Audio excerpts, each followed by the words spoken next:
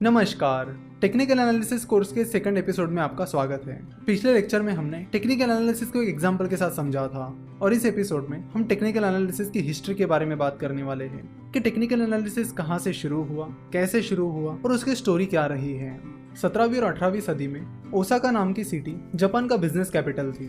Osaka city समंदर के पास थी, जिसकी वजह से ट्रांसपोर्टेशन के हिसाब से ओसाका काफी सुटेबल सिटी थी। धीरे धीरे ओसाका में राइस ट्रेडिंग मार्केट डेवलप होने लगा और फिर ओसाका में जापान का पहला राइस एक्सचेंज शुरू हुआ। अब ओसाका जापान का इकलौता राइस एक्सचेंज होने की वजह से फार्मर्स दूर दूर से अपना राइस बेचने के लिए ओसाका आते थे और राइस ट्रेडर्स दूर दूर से ओसाका जाते थे राइस की ट्रेडिंग करने के लिए। तो जब मुनेहिसा होमा राइस ट्रेडिंग करने के लिए ओसाका जाने लगा तो उसने ऑब्जर्व किया कि वहाँ के जो ट्रेडर्स थे और फार्मर्स थे उन्हें राइस की प्राइस प्रेडिक्ट करने में बड़ी दिक्कत आ रही है।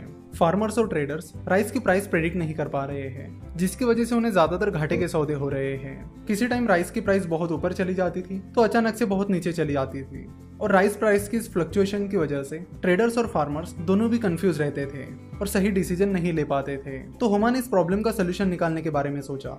वैसे अगर होमा के बारे में बताया जाए तो होमा जापान की एक अमीर फैमिली में पैदा हुआ था और अपना फैमिली बिजनेस चला रहा था। इसी बीच होमा ने सोचा कि क्यों ना राइस की ट्रेडिंग की जाए और इसीलिए वो ओसाका चला गया और राइस की ट्रेडिंग करने लगा। तो राइस की प्राइस के इस फ्लक्चुएशंस को देखकर होमा को पता चला कि प्राइस की फ्लक्चुएशन मेनली ट्रेडर्स और फार्मर्स की इमोशंस की वजह से हो रही है, जिसकी वजह से होमा को लगा कि पहले तो उसे राइस ट्रेडर्स और फार्मर्स की इमोशंस को समझना होगा, साथ ही उनकी साइकोलॉजी को भी समझना होगा कि वो किस बेसिस पर अपनी बाइंग और सेलिंग डिसीजंस ले रहे हैं। तो ट्रेडर्स और फार्मर्स के इमोशंस और साइकोलॉजी को समझने के लिए होमा ने राइस की प्राइसेस को रिकॉर्ड करना शुरू किया।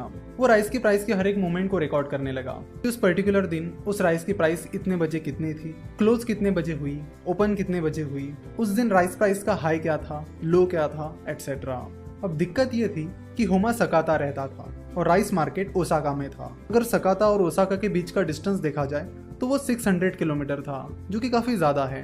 तो अब राइस प्राइस की मूवमेंट को ट्रैक करे तो कैसे? हर टाइम ओसाका में रहना होमा के लिए पॉसिबल नहीं था, तो उसे लगा कि उसे कुछ ऐसा सिस्टम बिठाना चाहिए जिससे वो राइस प्राइस की हर एक मूवमेंट को ट्रैक कर सके। जैसे कि हमें पता है कि होमा एक वेल्दी फैमिली से बिलोंग करता था, तो होमा के पास पैसों की कमी तो कोई थी नहीं, तो इसके लिए उसने मैनुअल सिस्टम रखा।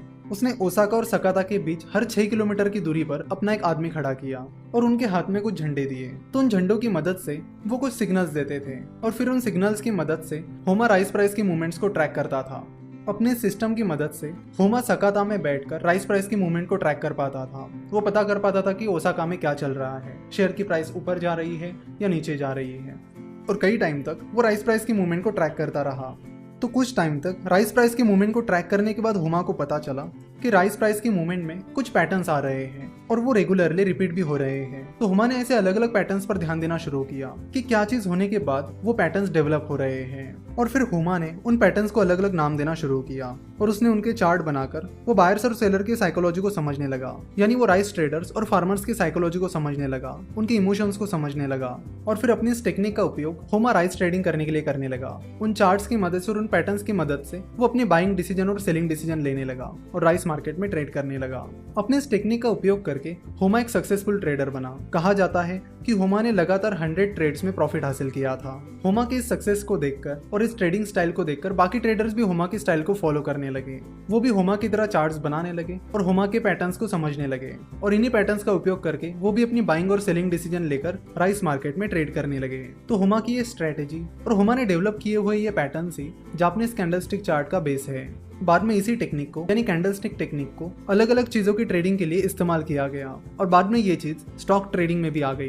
ट्रेडर स्टॉक ट्रेडिंग में शेयर की पिछली प्राइसेस का एनालिसिस करने लगे और उन पैटर्न्स की मदद से वो फ्यूचर प्राइस को प्रेडिक्ट करने लगे। तो ये है टेक्निकल एनालिसिस की हिस्ट्री, जिसमें मुनेहिसा होमा ने जापानीज कैंडलस्टिक चार्ट की मदद से राइस प्राइस को प्रेडिक्ट करना शुरू किया था और अब यही टेक्निक स्टॉक मार्केट में भी चल रही है।